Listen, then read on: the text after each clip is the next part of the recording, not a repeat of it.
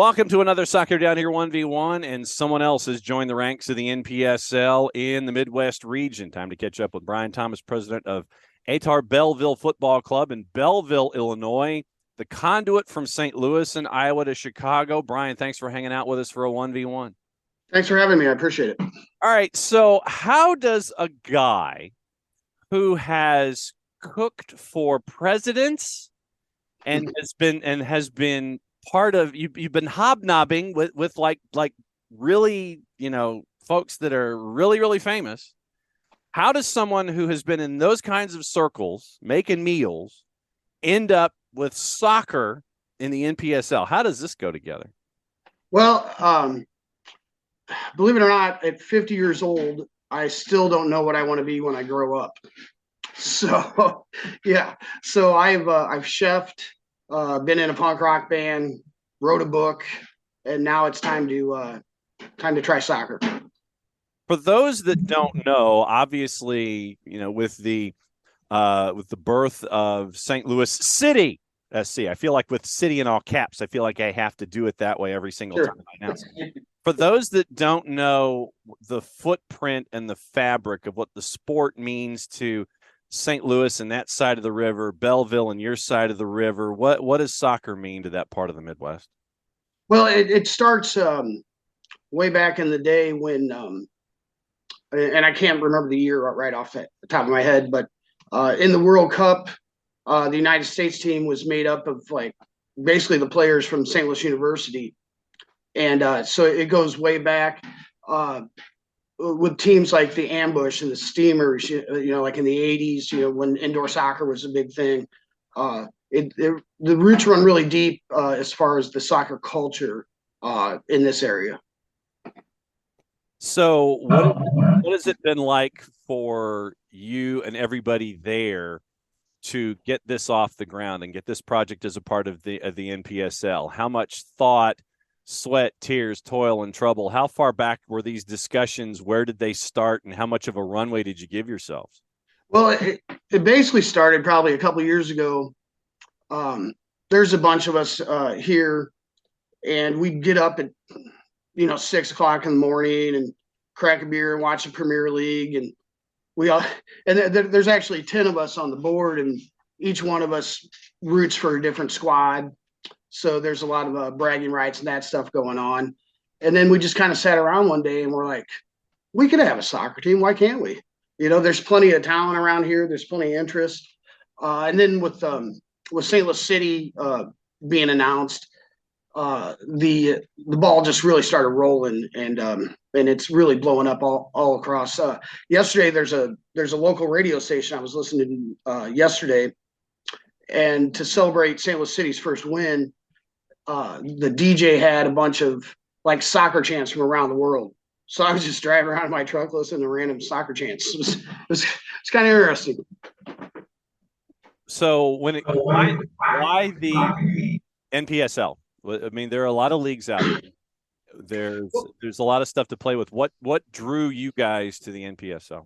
Well, what happened was we put a lot of work into it, like getting sponsors, getting a facility, doing all the groundwork, and just through happenstance and some connections here and there, we had connected with Southwest Illinois College, which is here in Belleville, to use their field, and they knew the guy Ricky, who owns Club Atletico, which is in the NPSL, Club Atletico St. Louis, and went and met him, talked about this, talked about that, where everybody was at, and it just seemed like a perfectly natural fit to have a team on each side of the river.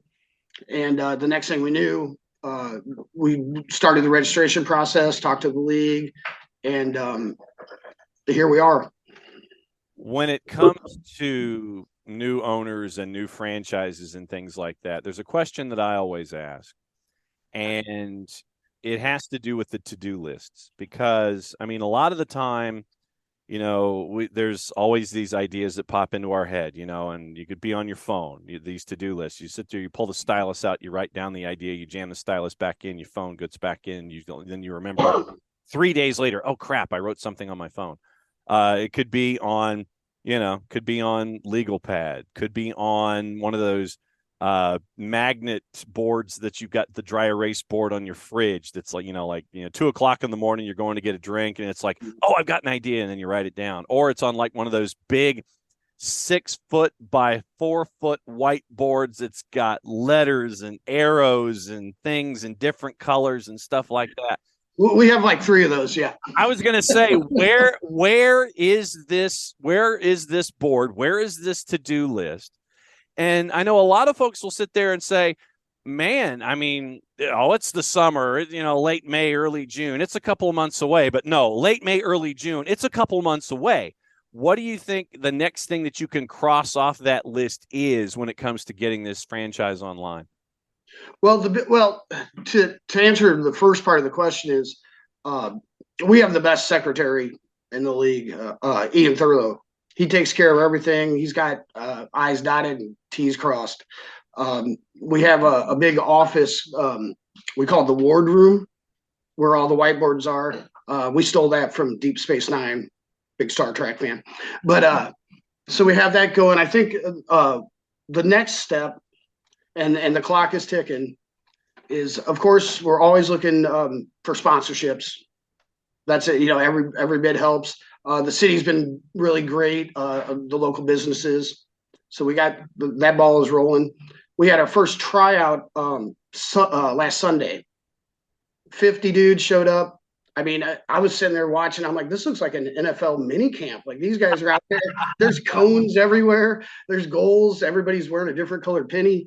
It was nice to see. So I don't think we're going to have any troubles on that end. But right now it's putting the actual squad together.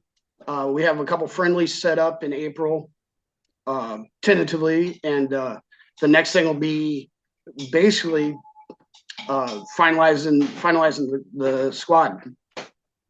President Brian Thomas hanging out with Belleville, NPSL Midwest region, hanging out with us for a Soccer Down Here 1v1.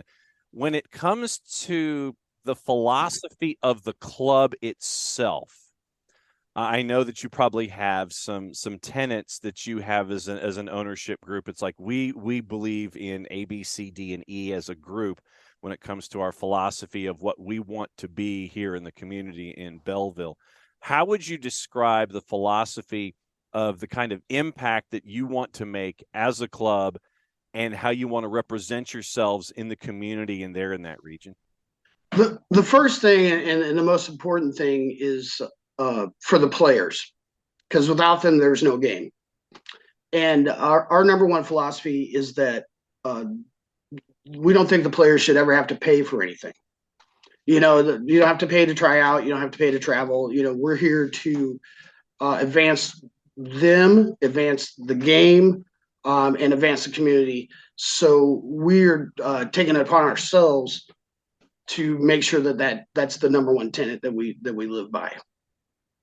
When it comes to coach, when it comes to players, obviously they have to want to be good stewards, not just in a corporate sense, but in that community sense. What has it been like to see these individuals come and want to be a part of what you're trying to represent there in Belleville? What's it been like? How have these folks embraced what you're looking to do?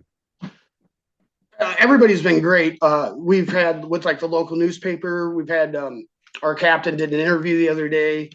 We've had some fundraisers where we've donated to local charities. All the guys are on board for that. We just did one for the Women's Crisis Center here in town last weekend. I've seen the town embrace it, and these kids embrace it, and even the younger kids. One of our members was dropping their kid off at school the other day and said that she saw like 4 or 5 of Ehtar stickers like on cars in the parking lot. So the word is, it's a little bit of a groundswell, but it's getting there. What's that like? You see an Ehtar sticker on the back of a car when you're just wandering around the community, sitting there, and it's like, oh wow, that I mean, you're having all of these concrete moments of, yeah, oh bleep, this is really real now when you're seeing these kinds of things. Yeah, the I guess it's like the affirmation that the hard work's paying off. Um, I like I was saying, like the first time I was in a band back in the day, and I was driving one day and heard myself on the radio. I pulled over and just jumped up and down on the side of the road. It's that kind of moment where you put so much effort and time into it, and then you see someone else supporting it. It makes it all worthwhile. So, putting this franchise together, is it like a football team when you were at KU, getting everybody to swim in the same direction? Is it like a band where you're all with different instruments, and sometimes you try to have that that jazz fusion where no one's singing lyrics, but Sure. everybody's hitting that, they're hitting their instruments the right way, when to lay out so the other person can have the solo, and when you jump back into the song to get the song back into the next verse. Is it like being that cook there for a president, where you sit there and you have like sous chefs and main chefs and trying to get the meal together? How would you best describe what this is like? Well, I think you're right on all three parts. It's it's a team, but the team is made of individuals. So somebody's got to be responsible for this, and somebody's got to be responsible for this. And when it all comes together, it is like a symphony. This part's working, this part's working, and then that's when the magic happens. The same thing in a restaurant. Someone's got to prep this, somebody's got to do this, someone's got to serve the plate, and it all comes together in that special moment. When I was learning to cook, I had the great advantage of learning in a restaurant, but at the same time learning from a caterer. And there's a party in 2 weeks.